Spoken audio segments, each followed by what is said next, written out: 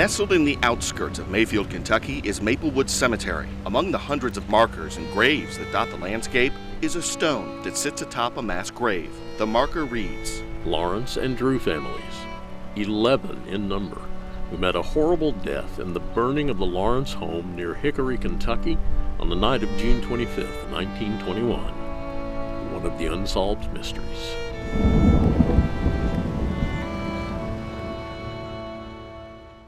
This was one of the nastiest, most brutal murders probably in the state's history. In her new book, Darkfire, Graves County native Bernadette Rule contends there's no mystery about what happened that fateful night. This is the story of my father's first cousins who were tobacco farmers who were caught in the crossfire during the struggle to form a union of tobacco planters in the 1920s. They were horribly massacred, two young families.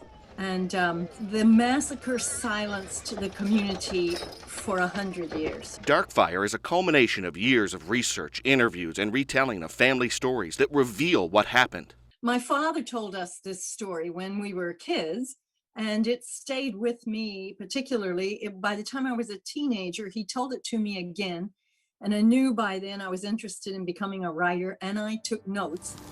The deaths of the Lawrence and Drew families in 1921 are connected to the tobacco wars of the early 20th century in Kentucky and Tennessee. Unions formed in opposition to the tobacco monopolies. There was a hue and cry to get this union formed, and there was a lot of night riding. Night riders were the militant wing of the union. Armed night riders harassed and intimidated farmers who didn't join the union. The night riders would ride out at midnight, borrowing tactics from the Ku Klux Klan. They would ride out at midnight to a farm and call a farmer out and beat him and warn him that if he sold his tobacco privately at the door and broke with the union, that he would suffer more consequences. The Graves murders stem from civil unrest in Mayfield, Graves County a year before the tragic evening. In March 1920, night riders burned Mayfield's tobacco chute. The chute was the tobacco market, and they burned it to the ground. And that was a real line drawn in the sand for the authorities who wanted to stop the union. Things intensified when the group responsible for the chute fire wasn't prosecuted despite best efforts. But they couldn't find people to witness against them. There were lots of warnings going out and threats. It was a scary time to live, I believe. The Drew and Lawrence families were neighbors. Both men were farmers who had married sisters. Ernest Lawrence was in the union, Otis Drew was not.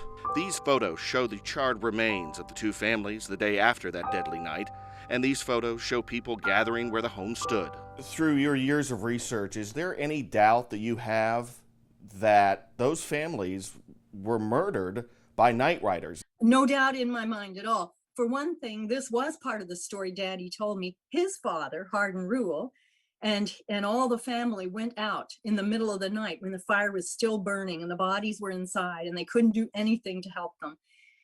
They witnessed this, and at that time, Hardin pointed out to the family the fresh beat circle of horses' hooves around the house, and he said it was night riders. It silenced the community quite effectively. They completely failed, the Drews and Lawrences, in terms of the justice system. 100 years later, Darkfire reveals the truth. It's still a story that, for me, resonates through all time, all history, all nations. We can learn from this. We can, if you just think to yourself, what have I been asked to keep silent about that I know is wrong? Two families whose lives are now remembered and honored by one author's determination to shine light on this dark chapter in Graves County history. In Graves County, Kentucky, Todd Faulkner, WPSD Local 6.